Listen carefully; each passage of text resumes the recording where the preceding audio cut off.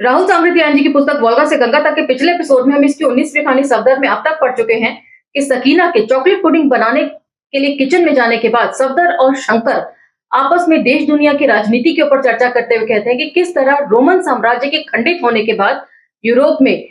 नए नए देशों के रूप में नई नई शक्तियों का उभार हुआ और किस तरीके से ये साम्राज्यवादी शक्तियों में तब्दील हो गए देश। उसके बाद सबसे नया देश जर्मन किस तरीके से सबको भयभीत कर रहा है और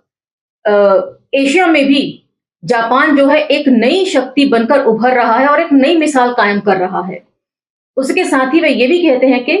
अंग्रेजों की जितनी भी नीतियां भारत में होती हैं वे दरअसल दूसरे देशों की नीतियों से प्रभावित होती हैं। कहने का मतलब यह है कि जियो पॉलिटिक्स के तहत हर देश जो भी रणनीति या नीतियां तैयार करता है वो दूसरे देशों के निर्णयों से प्रभावित जरूर होती हैं। और साथ ही सफदर शंकर को ये बताते हैं कि जिस तरीके से देश में स्वतंत्रता का आंदोलन जोर पकड़ रहा है वे ज्यादा देर स्थिर नहीं रह पाएंगे इस आंदोलन के सामने।